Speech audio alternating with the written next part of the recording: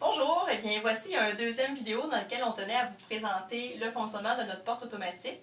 Donc on a eu l'idée de faire cette porte-là pour deux raisons. La première, c'est qu'on avait parfois la visite de renards ou de ratons laveurs pendant la nuit, donc on voulait s'assurer que nos poules étaient vraiment en sécurité dans le cabanon.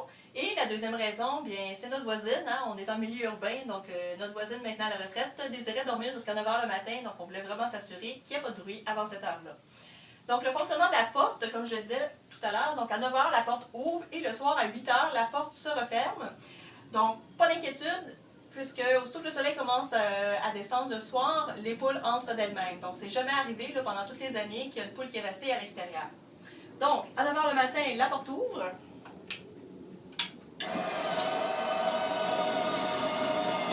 Ce qui était très pratique aussi, c'est ce qu'on voit. Donc, il y avait deux lumières d'ailes.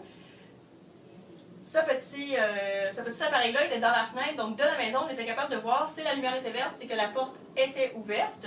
Et on va voir tout à l'heure, lorsque la porte sera fermée et barrée, bien, ce sera la lumière rouge qui sera allumée.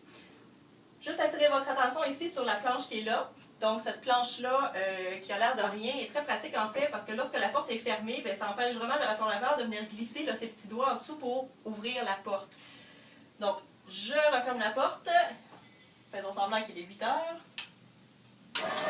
Donc la porte se referme.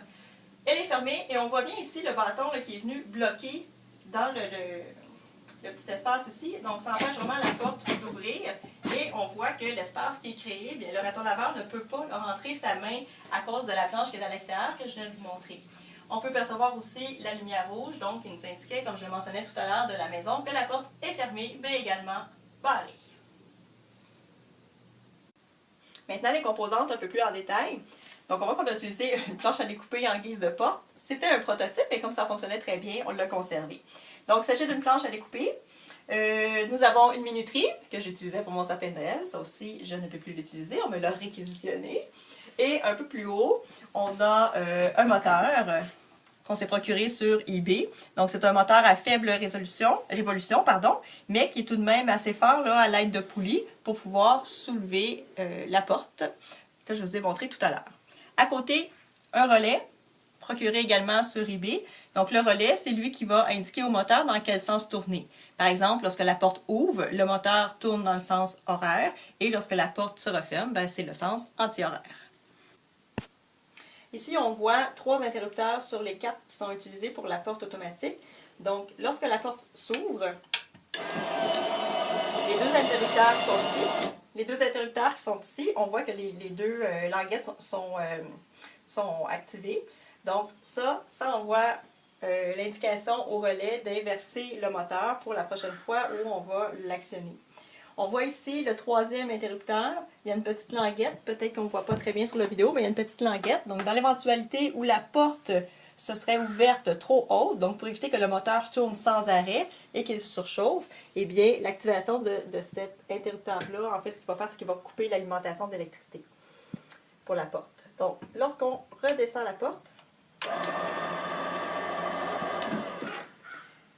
on peut venir en bas. Donc, nous avons le 4e interrupteur et c'est vraiment lui qui va contrôler les lumières d'ailes dont je vous ai parlé tout à l'heure, la lumière verte et la lumière rouge.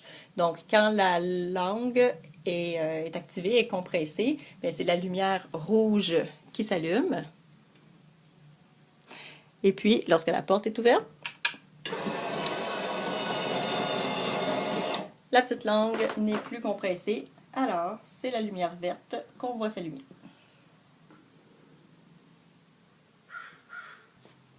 Donc, juste pour vous montrer là, la connexion entre les deux, là, donc, lorsque l'interrupteur est activé, on voit la lumière rouge et lorsqu'il est relâché, ça passe au vert. Donc, ça, c'est vraiment là, une indication très intéressante pour éviter de sortir le soir à chaque fois. Dernière chose qu'on voulait vous mentionner, c'était l'aspect sécurité. Alors, si pour une raison ou une autre, une poule décidait de regarder la pleine lune, par exemple, par l'ouverture le soir, pas d'inquiétude à ce niveau-là. Donc, admettons que ma main est la tête de la poule. Le moteur continue de tourner et la porte va se relever d'elle-même. Et de la maison, nous allons voir la lumière verte passer 8 h. Ça va nous indiquer que la porte ne s'est pas bien refermée. Puis à ce moment-là, on peut venir voir ce qui s'est passé. Alors, nous espérons avoir éveillé ou réveillé l'ingénieur en vous et d'ici quelques mois, quelques années, ben, on vous mettra la version 2 de cette porte automatique puisqu'on est à réfléchir pour installer un système qui sera Wi-Fi.